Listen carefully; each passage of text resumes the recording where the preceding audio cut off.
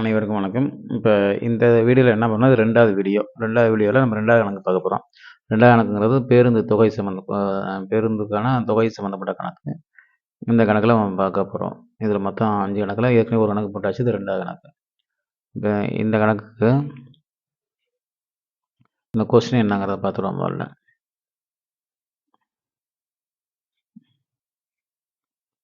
Question என்னன்னு பாருங்க. நீங்க பாருங்க, இந்த கொஸ்டின்ல அட்டவணை குடுத்துடுறாங்க. இதுக்கு மொத கணக்கும் அட்டவணை குடுத்தாச்சு.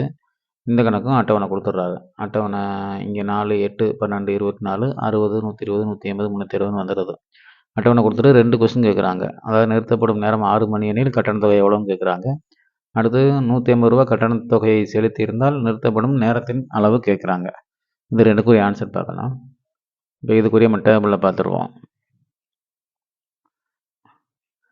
இதுக்குரிய டேபிள் பாருங்க. இந்த டேபிள் குடுத்துருக்க டேபிள் அப்படியே எழுதியிருக்கிறேன். குடுத்துருக்க அட்டவணை கொடுக்கப்பட்டிருக்கு அப்படிங்கிற மாரி சொல்லியிருக்கோம்.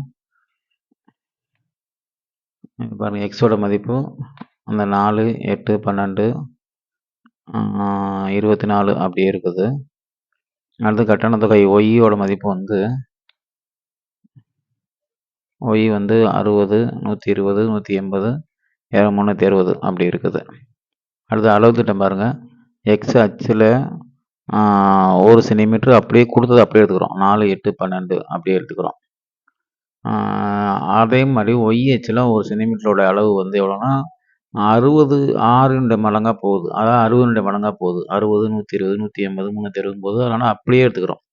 எக்ஸ் அச்சில் கொடுத்ததையும் அப்படியே எடுத்துக்கிறோம். ஒய் அச்சிலையும் கொடுத்ததையும் அப்படியே எடுத்துக்கிறோம். அப்போ தான் கணக்கு ஈஸியாக தப்பு வர்றதுக்கு சான்ஸ் இல்லாமல் ஈஸியாக அளவு திட்டம் மாற்றி எடுக்கும்போது ஏதாவது அளவில் குறிக்கும்போது மாறி இருக்கலாம். அதுக்காக இப்படி இந்த 2 கணக்குலையுமே அந்த வரிசையா கணக்கும் இந்த கணக்குலையுமே அளவு திட்டத்தை என்ன டேபிள் கொடுத்துட்டாங்களோ அப்படியே எழுதிக்கிறோம். இப்போ இந்த இடத்துல அளவு திட்டம் எழுதியாச்சு. அதுக்கடுத்து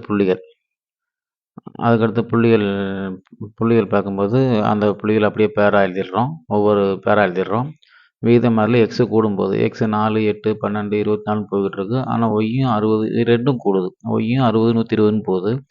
எக்ஸ் கூடும்போது ஒய்யும் கூடுது. அதனால இது என்ன நேர் மாறுபாடு. நேர் மாறுபாடுக்கும் விகித மாறிலி நமக்கு என்ன தெரியும், K equal to Y by எக்ஸ்ன்னு தெரியும். அப்போ ஒய்யோட மதிப்பு 6, இதோட மதிப்பு 4. எந்த பேர் எடுத்தாலும் இந்த மாதிரி தான் வரும். கேயோட மதிப்பு 15 வந்துருச்சு. இப்போ சமன்பாடு என்ன வந்துருச்சு அப்படின்னாக்கா ஒய் ஈக்குவல் டு கே எக்ஸ்னு எழுதுவோம்.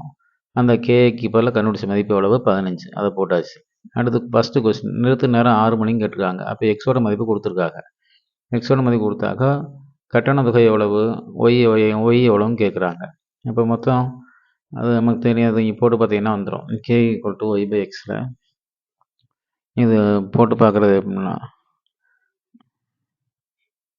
இந்த k equal to Y by எக்ஸில்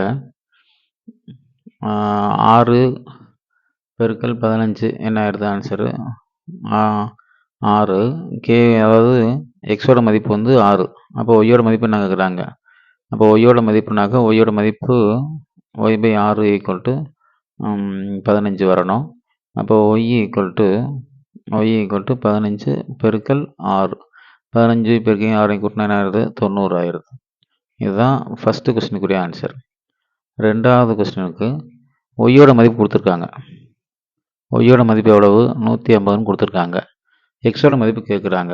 நமக்கு Y by X equal to கேன்னு தெரியும். ஒய்யோட மதிப்பு 150 பை எக்ஸு தெரியாது. கே மதிப்பு 15 கண்டுபிடிச்சிட்டோம். இப்போ இந்த இதுலேருந்து என்ன வருது, 150 15ஆல் வகுத்துட்டோம்னா கே மதிப்பு கிடச்சிரும். கே மதிப்பு இதை அடிச்சிட்டோம்னா என்ன ஆயிரும், இது 10 தடவை கேன்சல் ஆயிரும். இப்போ இதை அடிச்சோம்னா இது எக்ஸோட மதிப்பு, இது எக்ஸோட மதிப்பு. அப்போ எக்ஸ் ஈக்குவல் டு 10 ஆன்சர். இது நீங்கள் போட்டு பார்க்கணும்னு அவசியம் இல்லை. ஆன்சரை மட்டும் எழுதினா போதும். அதுக்காக இந்த ஆன்சரை மட்டும் இங்கே நான் கொடுத்துருக்குறேன். இந்த ஆன்சர் இங்கே இருக்கு இல்லையா, ஒய் ஈக்குவல் டு 9. இதை மட்டும் நான் அவசியங்க. Y equal to 9 90. அதே மாதிரி இங்கே இந்த ஆன்சர் எக்ஸ் ஈக்குவல் டு 10. இதை மட்டும் எழுதினா போதும். இது இப்போ கிராஃப் எப்படி வரைகிறதுன்னு பார்த்துடலாம்பா. அட்டவணை பார்த்தாச்சு. இப்போ கிராஃப் அந்த இதை அப்படியே மேலே அளவு திட்டம் எழுதிக்கிறோம். எக்ஸ் என்ன பண்ணியிருக்கோம், 1 சென்டிமீட்டர் வந்து ஒரு அலகு 4 அலகுன்னு எடுத்திருக்கோம்.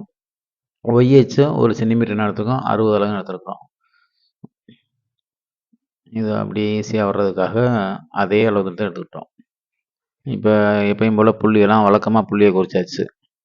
இந்த புள்ளி 4,60 இந்த கலர் மாத்தி குறிச்சிருக்க புள்ளி கேட்ட கொஸ்டின். அதான் 6,90ங்கிறது. இங்க 6 இருக்கு இல்லையா?